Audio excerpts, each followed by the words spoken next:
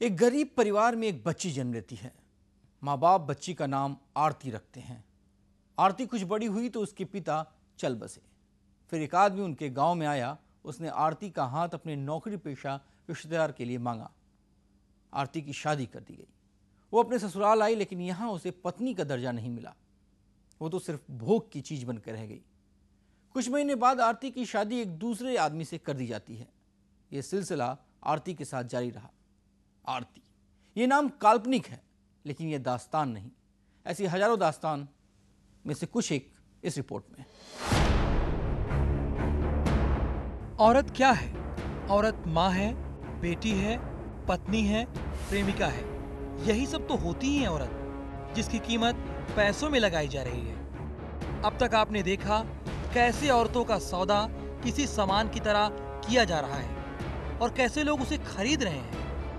ये तस्वीरें हैं औरत के सम्मान की, औरत के अपमान की।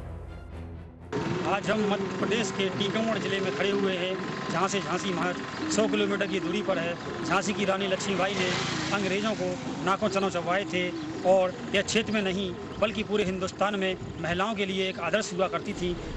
यही तो हम भी कहने की कोशिश कर रहे हैं। जिस समाज में एक औरत को इतना सम्मान दिया गया कि लोग उसके इशारों पर जान तक देने को तैयार हो गए, उसी समाज में आज औरतों के साथ ऐसा सलूक भी हो रहा है कि उन्हें मोल भाव करके खरीद लिया जाता है। लेकिन झांसी के नजदीक टीकमगढ़ जिले में महिलाओं की दुर्दशा देखकर ऐसा लगता है कि औरत एक इंसान नहीं बल्कि एक टेलीफोन का बूथ, कि कोई भी आए, पैसे डाले और बात करके चलता बने।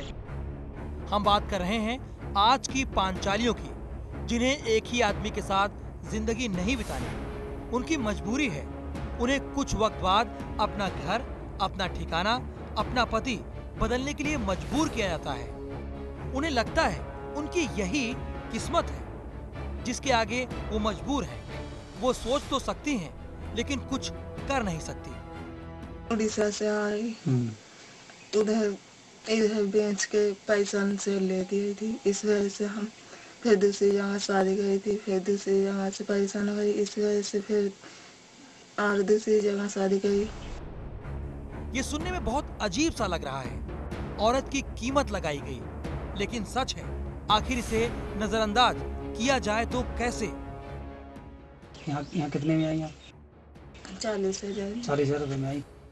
पहले दो जगह कहाँ कितने में आपकी शादी हुई? पहला 30,000 में आई थी और फिर फिर सेकंड चांस में फिर 25,000 में। 25,000 में। तो वहाँ दो जगह जहाँ आपकी शादी थी, वहाँ क्या समस्या थी?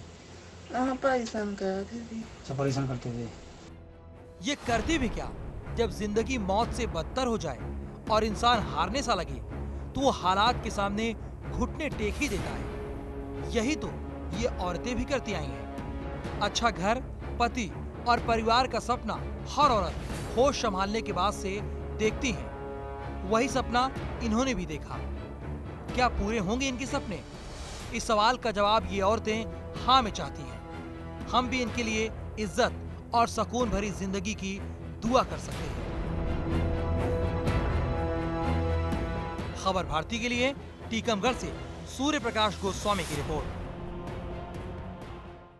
क्यों हो रहा है ये सब? औरतों को खरीद कर लाना, उनको इस्तेमाल करना, उन्हें फिर से बेच देना, क्या ये सब टीकमगढ़ और आसपास के इलाकों की रवायत बन चुकी है? जब ये सब इतने खुले में हो रहा है, तो क्यों पुलिस या दूसरे जिम्मेदार लोगों की नजरों से बचा हुआ है, या फिर उन लोगों ने इस मामले को ही नजरअंदाज कर दिया है? इस सवालों का जवाब टीकमगढ़ में रहने वाले से ज्यादा कौन जानता है? हमने अपने सवाल का जवाब हासिल किया।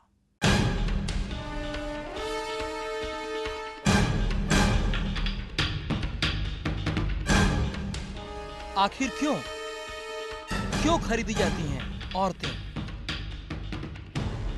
चलिए हम इस सवाल का जवाब तलाशते हैं, जानने की कोशिश करते हैं इस चलन के पीछे की वजह, जिसे टीकमगढ़ के लोग शायद बेहतर बता सकें।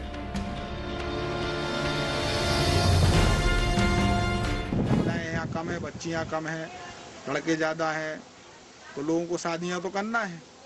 और जब शादियां करना है तो वो कहीं से भी बच्ची लाएंगे, जैसे छिंदवाड़ा की भी हैं, महाराष्ट्र की भी हैं, झारखंड की भी हैं और उड़ीसा की भी हैं। जितनी भी जगह के नाम इन्होंने लिए, वहीं से लड़कियां, औरतें लाई जाती हैं, उनका मोल भाव लगता है।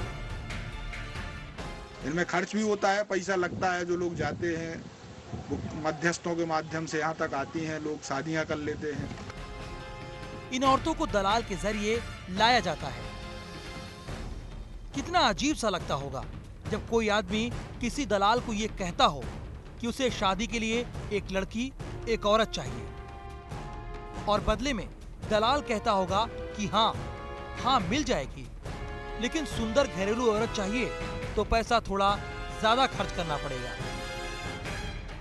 बेचा तो जाता ही होगा, इसलिए बेचा जाता होगा कि कई लोग उसमें पैसे तो लगते हैं, सबको पैसे लगते हैं, हमें पता है। लोग पैसे ले जाते हैं कि शादी करना है तो उड़ीसा जाएंगे, पैसे 25,000 30,000 रुपये खर्च होता है पूरा, तो पैसा तो लगता है उसमें। ये तो सभी जानते हैं कि ये गैर कानूनी है, सीधे सीधे मानव तस्करी का मामला है, लेकिन क्या करें, इस बीहड़ इलाके में कानून तो कोई मानता ही नहीं, और उस पर इनके समाज का चलन औरतों को खरीद कर घर लाने का जो है। परवरिश हो और शादियां करनी है तो सीधी सीधी शादी आगे झारखंड या महाराष्ट्र के लोग देश में, हिंदुस्तान में कहीं भी कर सकते तो करें, कोई दिक्कत नहीं उसमें। लेकिन महिलाओं के साथ खरीद फरोख्त नहीं होना चाहिए। खरीद फरोख्त नहीं होना चाहिए, कानून बनना चाहिए और न्याय मिलना चाहिए। जब लड़कियों को खरीद कर घर लाया जाता है तो इस रिश्ते को शादी का नाम दिया जाता है, लेकिन अफसोस शादी के बावजूद इन्हें पत्नी का दर्जा नहीं दिया जाता।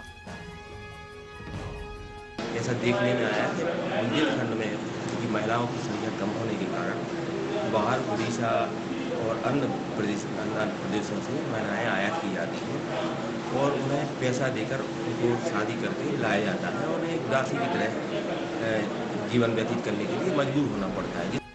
दासी, यही तो वो शब्द है जिसे इन मजबूर औरतों के लिए इस्तेमाल किया जाता है। यहाँ का जो प्रशासन है, प्रशासन का ध्यान इसको आकर्षित नहीं है और ये 371 भारतीय दंड विधान और 372 भारत की धारा दंडनीय अपराध जिसमें 10 वर्ष तक के कठोर कारावास प्राप्त है। औरतों का सौदा करना, उन्हें खरीदना बेचना कानूनन जुर्म है।